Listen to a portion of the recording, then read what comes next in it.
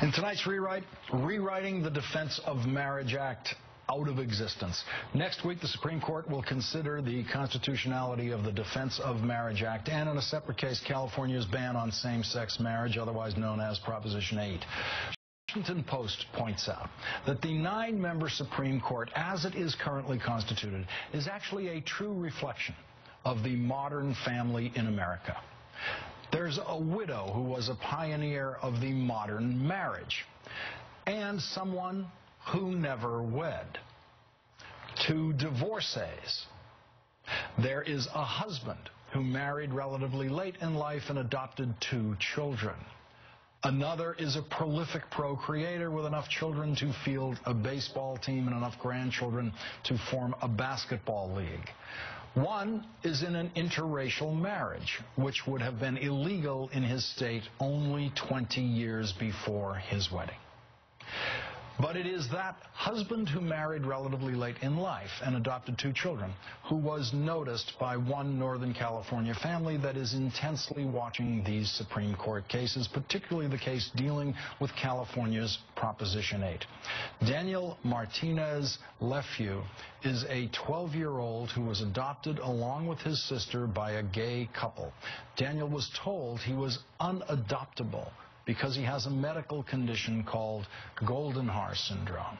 And he was unadoptable until age 5, when his 2 dads, Brian and Jay, took him into their loving home. Now Daniel is hoping the Supreme Court will make it possible for his dads to get married, and he's written a letter to Chief Justice John Roberts, himself the father of 2 adopted kids, and Daniel has shared that letter online. Justice Roberts, my name is Daniel Martinez. I'm 12 years old and I live in Northern California. I have a younger sister named Selena, and we were adopted by 2 dads. We were adopted when I was 5 and my sister was about 12 months old. When I was in foster care, I was told that I was considered unadoptable because of my golden heart syndrome. That is a genetic disorder that affects the whole left side of my body. I lost my little brother Emilio because some people wanted to adopt him, but they weren't willing to adopt me because of my medical conditions. Lucky for me, that's when my 2 dads came along. I recently found out that you yourself adopted 2 kids, a boy and a girl, kind of like me and my sister. Family means a lot of different things to different people, but some people believe that you have to have the same blood to be a family. You and I both know that family goes deeper than blood. I was lucky to be adopted by 2 guys I can both call dad. They give me and my sister so much love. My dad, Jay, works at San Francisco as a deputy sheriff, and my dad, Brian, stays at home and takes care of me and my sisters. My dad really encouraged me to excel in life. Since I want to be a cook, when I grow up, they're letting me take cooking classes. My parents want me to improve whether it's schoolwork or my social life.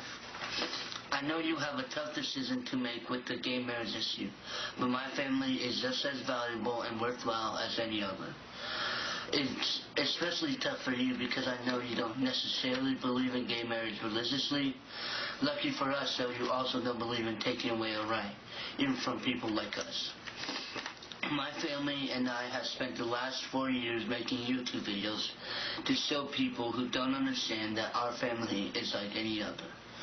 If Prop 8 is allowed to stand, imagine the pain we would feel knowing that we are not considered equal to everyone else. I guess to end this, it's important that all families are protected and valued. In our country, we may not all be the same, but we are all Americans with an equal chance at bettering our lives. I hope you make the right decision in the end. Sincerely, Daniel. My nerd cave.